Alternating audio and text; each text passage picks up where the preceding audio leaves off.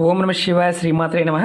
మిత్రులకి శివభిలాషులకి అలాగే నన్ను ఇంతగా ఆదరిస్తున్న యూట్యూబ్ ప్రేక్షకులందరికీ కూడా పేరు పేరు ధన్యవాదాలు. మిత్రులరా, మీ అందరికీ కూడా ఆ పరాదేవత ఎల్లవేళలా మీతో ఉండి మీ మనోవాంఛలు నెరవేర్చాలని మనస్ఫూర్తిగా కోరుకుంటున్నాను. ఈరోజు మనం ఒక అద్భుతమైన ఉపాయం తెలుసుకుందాం. ఈ ఉపాయాన్ని ఆదివారం నాడు కానీ గురువారం రోజున కానీ చేసుకోవచ్చు. ఈ ఉపాయం చేయటం వల్ల మీకు ధనం, ప్రేమ, ఇల్లు, కారు, విదేశీయానం చేయాలనే కోరిక ఉన్నవారు, అలాగే పాస్పోర్ట్స్ కావాలి అంటే వీసాలు ఇలాంటి వాటి మీద ప్రయత్నం చేసేవారు ఎవరైనా సరే ఈ ఉపాయాన్ని చేయవచ్చు. అనేక రకాలైన సమస్యలతో బాధపడుతున్నవారు ఎవరైనా సరే ఈ ఉపాయాన్ని చేయవచ్చు. ఇది రామబాణంలో పనిచేస్తుంది. చాలా తేలికైన ఉపాయం, అద్భుతంగా పనిచేస్తుంది. ఎందుకంటే ఈ ఉపాయానికి కావాల్సిన వస్తువులు, ఒక ఎల్లో కలర్ క్లాత్ కావాలి కొత్తది, అలాగే తులసి ఆకులు కావాలి, పసుపు కొమ్ములు కావాలి, పచ్చకర్పూరము, జాజికాయ, ఎల్లో కలర్ పువ్వులు ఉంటే కావాలి, అలాగే ఒక్క, గుండ్రంగా ఉన్న ఒక్క. అంటే మనం ఒక్కలో కూడా రెండు రకాలు ఉంటాయి. అంటే మనం పచ్చి ఒక్క అంటాం కదా, పచ్చి ఒక్క కావాలి. ఎలా చేయాలి, ఏ విధంగా చేయాలి మీకు తెలియజేస్తాను. చెప్పిన విధానాన్ని, ఆ చెప్పిన వస్తువులు దొరికినప్పుడు మాత్రమే మీరు ఆ టైంలో మాత్రమే ఇది చేయండి. అలా కాకుండా మీరు మామూలుగా కొద్దిగా గంట అటే అయిందండి, గంట ఇటు అయ్యింది, చేయవచ్చా అని అడిగేవారు కూడా ఉన్నారు. చెప్పిన వస్తువులు అలాగే చెప్పిన టైంలోనే ఈ ఉపాయాన్ని చేయండి. అద్భుతమైన ఫలితాలు రావడానికి అవకాశం ఉంటుంది. ఈ చిన్న ఉపాయం యాక్చువల్గా మనకి ఎక్కువగా ఏంటంటే కొన్ని వస్తువులు దొరకవు. తాంత్రికంలో కొన్ని వస్తువులు అందరికీ అందుబాటులో ఉండవు. ఇవి అందరికీ అందుబాటులో ఉండే వస్తువులు. ఇది ఆడవారైనా మగవారైనా ఎవరైనా చేయవచ్చు.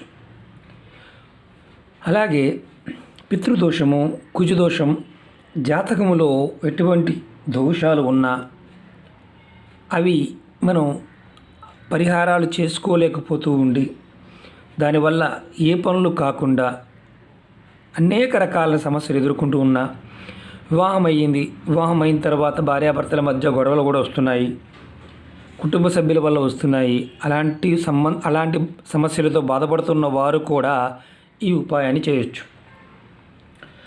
ఈ ఉపాయం చేయడం వల్ల లాభం ఏంటంటే, జాతకంలో గ్రహానుకూలత సరిగా లేనివారు విదేశీయానం చేద్దామని అనుకుంటూ కూడా విదేశాల్లో అవకాశం రానివారు ఈ ఉపాయం చేయడం వల్ల వారికి అవకాశాలు రావడానికి మీకు ఓపెనింగ్స్ అనేవి, అంటే ద్వారాలు ఓపెన్ అవుతాయి. మీరు ఒక విషయం గుర్తుపెట్టుకోండి, ఏ ఉపాయం చేసినా నమ్మకంతో, పరిపూర్ణమైన విశ్వాసంతో మీకు నేను చేస్తున్న ఉపాయం నాకు సహాయం చేస్తుంది, ఆ పరాదేవత నాకు సహాయం చేస్తుంది అని భావావేశంతో చేయాలి.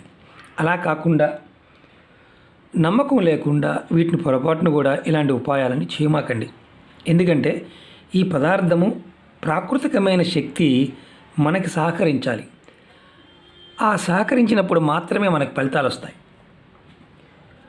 మనం చాలామంది మిత్రులు అనేక రకాలైన తాంత్రిక పదార్థాలు, వస్తువులు పెట్టుకుంటూ ఉంటారు, యంత్రాలు పెట్టుకుంటూ ఉంటారు.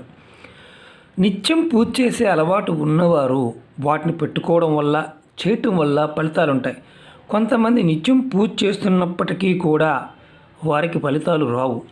కారణం ఏంటంటే వారి మనోసంకల్ప స్థితి క్లియర్గా ఉండదు. మీకు ఉదాహరణ చెప్తాను. మీరు ఎవరైనా ఒక యంత్రం పెట్టుకున్నారు, లేదా కస్తూరికాయ పెట్టుకున్నారు, ఒక అతజోడి పెట్టుకున్నారు, సిరాయిసింగ్ లాంటిది పెట్టుకున్నారు. మీరు తాంత్రిక ప్రయోగం పాయింట్ ఆఫ్ వ్యూలో మీ గురువులు ఇచ్చిన యంత్రాలు పెట్టుకున్నారు. మీరు ప్రతిరోజు ధూపం, దీపం, నైవేద్యం, మంత్ర జపం చేస్తూ సంకల్పాన్ని చెప్పుకోమని చెప్తారు. మీరు ఆ వస్తువు కొన్న అమౌంట్ మాత్రమే గుర్తుంటుంది. నేను ఈ అమౌంట్తో కొనుక్కున్నాను, నాకు ఫలితం రావాలి అనే భావావేశంతో ఉంటారు. ఎప్పుడైతే మీ గురువు మీకు ఏం చెప్తారంటే, మీరు ఈ పదార్థం పెట్టుకున్న తర్వాత 2 రోజుల్లో రావచ్చు, 2 గంటల్లో రావచ్చు, లేదా 2 సెకండ్లో జరగచ్చు, 2 నెలల్లో పట్టచ్చు, 2 సంవత్సరాలు కూడా పట్టవచ్చు అని చెప్తారు. ఎందుకంటే మీ సంకల్ప స్థితి, మీ మానసిక స్థితి సరిగా ఉన్నప్పుడు మీ దగ్గర ఉన్న ఆ తాంత్రిక వస్తువు యొక్క ప్రభావం త్వరగా పనిచేస్తుంది. అలా కాకుండా మీ కుటుంబ సభ్యుల్లోనో లేకపోతే మీలోనే ఒక నెగటివ్ ఉండి ఎవరికైనా మీరు హామ్ చేద్దామని కానీ లేదా ఎవరినైనా సరే ఇబ్బంది పెడదామని సంకల్పం చెప్పుకుని ఉంటే ఆ ఇబ్బంది కూడా మీరు కూడా అనుభవిస్తూనే ఉంటారు. వ్యాపారంలో కావచ్చు, ఎదుటి వ్యక్తి వ్యాపారం బాగా సాగుతుంది, వాడికి పాడైపోవాలి, లేదా కుటుంబ సభ్యులు మా ఇంట్లో వీళ్ళు నాకు దూరంగా ఉండాలి, లేదా వీళ్ళు వదిలేసి వెళ్ళిపోవాలి, ఇలాంటి విషయాలు అనుకున్నప్పుడు మీకు ఆ ప్రభావం, ఆ యంత్రం కానీ ఆ తాంత్రిక పదార్థం కానీ మీరు కోరుకున్న కోరికని మిమ్మల్ని ఇబ్బంది కలిగిస్తూనే ఉంటుంది. ఎందుకంటే ఆ ఇబ్బంది, అవతల వారు పడే ఇబ్బంది ఏదైతే ఉంటుందో ఆ ఇబ్బంది మీరు కూడా అనుభవంలోకి వస్తుంది, అనుభవించాల్సి వస్తుంది. కాబట్టి తాంత్రిక వస్తువులు తీసుకున్నప్పుడు లేదా యంత్రాలు తీసుకున్నప్పుడు కాస్త జాగ్రత్తగా సంకల్పం చెప్పుకోవాలి. మీరు పని అవ్వలేదు కదా అని చెప్పేసి వదిలేయకూడదు, కంటిన్యూ చేస్తూ ఉండాలి. అది ఎవరు చేసినా సరే, ఆడవారైనా మగవారైనా సరే ఆ విషయాన్ని గుర్తుంచుకోవాలి. ఇప్పుడు ఈ ఉపాయం చేస్తున్నప్పుడు కూడా పరిపూర్ణమైన విశ్వాసంతో చేయండి, అద్భుతమైన ఫలితాలు వస్తాయి. ఎలా చేయాలో చెప్తాను. మీరు ఈ వస్తువులన్నీ ముందు చెప్పుకున్నాం కదా, ఇది ఆదివారం నాడు ఉదయం 6 నుంచి 12 గంటల ప్రాంతంలో కానీ, అంటే ఉదయం 6 నుంచి మధ్యాహ్నం 12 లేదా సాయంత్రం 6 నుంచి రాత్రి 9 గంటలు ఈ మధ్య ప్రాంతంలో చేయాలి. ఉదయం చేస్తే ఉదయం 6 నుంచి మధ్యాహ్నం 12 లోపు, సాయంత్రం చేస్తే సాయంత్రం 6 నుంచి 9 గంటల లోపు మాత్రమే ఈ ఉపాయాన్ని చేయాలి. ఈ ఎల్లో కలర్ క్లాత్ తీసుకున్నాం కదా, దీంట్లో కొత్త క్లాత్ తీసుకోండి, పాతది కాదు. దాంట్లో మీరు 7 జాజికాయలు రెడీ చేసుకోండి. అలాగే 7 పసుపు కొమ్ములు, 7 తులసి ఆకులు. తులసి ఆకులు సాయంత్రం అయితే 6 గంటలకు ముందే కోసుకోండి, ఉదయం అయితే ఎప్పుడైనా కోసుకోవచ్చు. అలాగే పచ్చకర్పూరం మనకు ఎంత కావాలని అంత వేసుకోవచ్చు, ఇబ్బంది లేదు. అలాగే ఒక్కల్ని చూపిస్తాను. దీన్ని కాల్చిన ఒక్క అంటారు, ఇది వేయకూడదు. ఇలా పచ్చి ఒక్క దొరుకుతుంది, ఇలాంటివి 7 ఒక్కలు. నేను ఓపెన్ చేయలేదు మీకు, ఎందుకంటే ఓపెన్ చేసి చూపించవచ్చు, ఓపెన్ చేయలేదు. మళ్ళీ మీకు క్లాత్ మూటగా కట్టుకోవడానికి చేయాలి. అలాగే 7 పువ్వులు, పసుపు కలర్లో ఉండే పువ్వులు, గులాబీ కావచ్చు, మందార కావచ్చు, అలాగే మీకు ఏదైనా సరే పసుపు కలర్లో ఉండే పువ్వులు 7 పువ్వులు దాంట్లో వేసుకోవాలి. మీ పూజా మందిరంలో మీ ఇష్టదైవం ముందు ఇలా పెట్టండి, పెట్టి దీపం వెలిగించండి. దీపం వెలిగించిన తర్వాత దీపానికి బొట్టు పెట్టి, వీటి మీద ఇంకేమీ వేయాల్సిన అవసరం లేదు. పసుపు కానీ కుంకుమ కానీ చందనం కానీ ఏమీ వేయద్దు, ఇలాగే ఉంచండి. మీరు ధూపం చూపించి తర్వాత మీ ఇష్టదైవాన్ని అష్టోత్తరం కానీ సతనామావళి కానీ మంత్రాన్ని, ఏదైనా మీ ఇష్టదైవ మంత్రాన్ని 108 సార్లు జపించండి. జపించి ఒకవేళ మీకు ఇష్టదైవం కులదైవం ఏ మంత్రం మీరు జపించలేరనుకోండి, లేదంటే ఓం నమో భగవతే వాసుదేవాయ అనే మంత్రాన్ని 108 సార్లు అనుకోండి. మళ్ళీ చెప్తున్నాను, ఓం నమో భగవతే వాసుదేవాయ ఈ మంత్రాన్ని 108 సార్లు అనుకోండి. ఇలా జపం చేసిన తర్వాత ఈ చక్కగా మూటగా కట్టండి. మూటగా కట్టి మీరు ఈ ఏదైతే మూటగా కట్టారో మీ బీరువా లాకర్లో కానీ, లేదంటే మీ పూజా మందిరంలో ఒక డబ్బా పెట్టుకొని ఆ డబ్బాలో పెట్టుకోండి. అదే మీరు వ్యాపార సంస్థ అయితే మీ ఎక్కడైతే డబ్బు పెడతారో అక్కడ ఈ మూటను పెట్టుకోండి. మీరు ఈ మూటని మళ్ళీ ఎప్పుడు మార్చుకోవాలి, ఎలా చేయాలి చెప్తాను. ఈ మూటను మీరు ప్రతి ఆదివారం చేస్తే మళ్ళీ ఆదివారం తీసి బయట పెట్టి ధూపం చూపించాలి, దేవుడి దగ్గర పెట్టి ధూపం చూపించాలి. మూట ఓపెన్ చేయాల్సిన అవసరం లేదు. గురువారం చేశారనుకోండి, గురువారం నాడు కూడా సేమ్ ఇదే టైంలో చేసుకోవాలి. గురువారం చేస్తే అలాగే గురువారం నాడు నెక్స్ట్ గురువారం ఓపెన్ చేసి మళ్ళీ ధూపం చూపించాలి.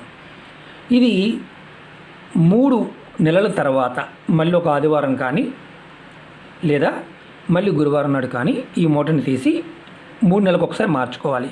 యథాతథంగా పారే నీళ్ళల్లో కానీ లేదా ఏదైనా మొక్క చెట్టు మొదల్లో కానీ ఎవరు తొక్కని ప్రదేశంలో ఈ మూటను అలా వదిలేయాలి.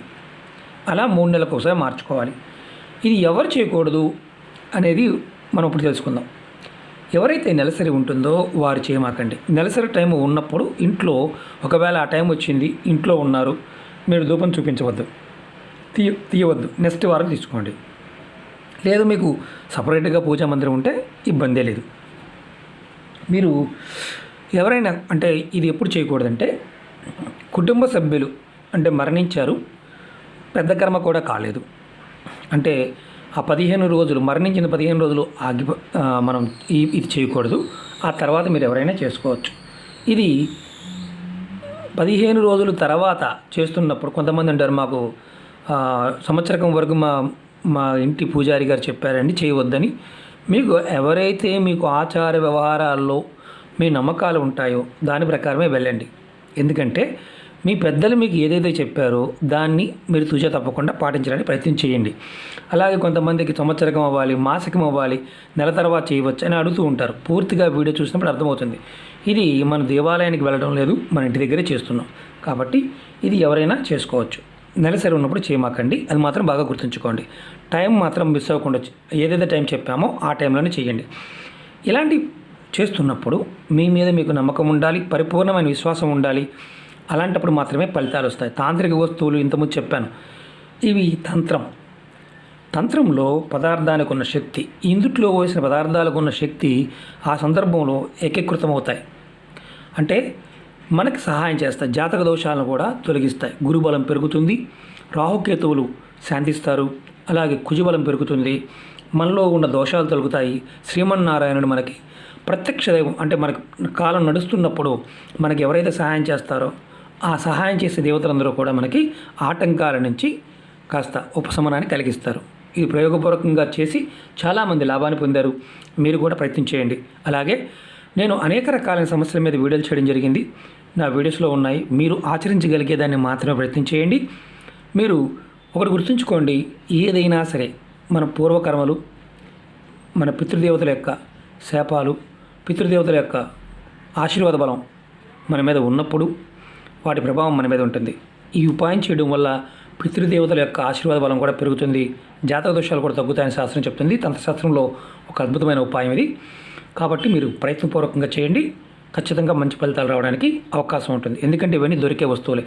ఇందుట్లో ఏ వస్తువు దొరకకపోయినా మీరు ఈ ఉపాయాన్ని చేయవద్దు. పువ్వులు కూడా ఎల్లో కలర్ పువ్వులు దొరకలేదండి చేసేయచ్చు అని అడిగేవారు ఉంటారు. ఎల్లో కలర్ పువ్వులు దొరకకపోతే చేయమాకండి, దొరికినప్పుడే చేయండి. ఓకే మిత్రులారా, మీకు ఈ వీడియో నచ్చినట్టు లైక్ చేయండి, నా ఛానల్ సబ్స్క్రైబ్ చేసుకోండి, గంట సింబల్ని యాక్టివేట్ చేసుకోండి, 10 మంది మిత్రులకి షేర్ చేయండి. ఓం నమః శివాయ, శ్రీమాత్రే నమః.